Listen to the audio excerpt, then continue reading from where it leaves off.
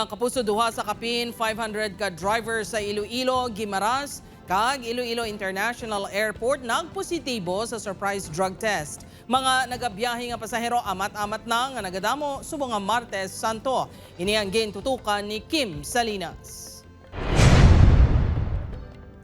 Matapos nagpositibo ang anom ka driver sa ginpatigayon nga surprise drug test kahapon sa Antique, Aklan, Capiz. Dugang nga duwa ka drivers ang nagpositibo subong adlaw.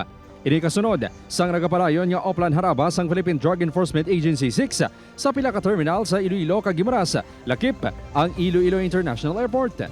Ang duwa nga nagpositibo ang Lunsay taxi drivers nga gintest sa Tagbak Terminal kag sa airport. Well, anom ka positive is fairly a small number, pero it's a concern sa aton, no? Because we know balaan man sa aton nga mga motorista nga every year nato ni ginakondak yet may ara gyapon nga positive. Isa sa mga nagpatest apang nagnegatibo ang jeepney drivers ang dumangas nga si Jomar. Wala ako may nakuha ng lang nakulbaan nga. Mas mayo niya para ma-safety ang pasahero kag kami mga driver. Para normal laglagan sa dalan. Dako nga bagay sa pila ka pasahero ang tikang agud mapahamtang sila sa biyahe. Mas prefer nga may drug test ang mga driver kay para in kaso para aware man bala ang mga tao sa ila. Samtang ginalauman ang madamo pagid nga inbound passengers sa Iloilo International Airport bus.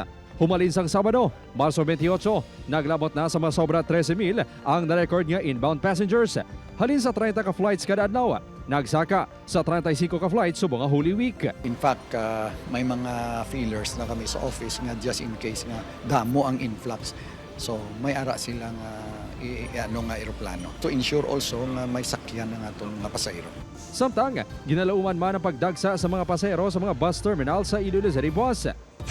Sa Bacolod South Terminal naman sa Bacolod City, Talalupangdon, nga amat-amat na nga nagadamo ang mga pasahero subong nga Martes Santo. Pila sa mga pasahero, ginpili nga magbiyahe sang temprano agud likaw sa pagginutok sa terminal. Kaangay na lang ni Rocky nga malan trip pa Cebu.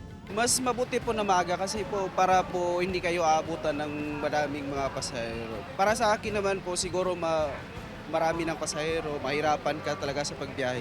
Ang senior citizen nga si Nanay Maria Fe, naghingagawan sa biyahe agud sa Isabela na magpadayon sa pagpamalandong sa Semana Santa. Para makatipon man ta sa aton pamilya to eh.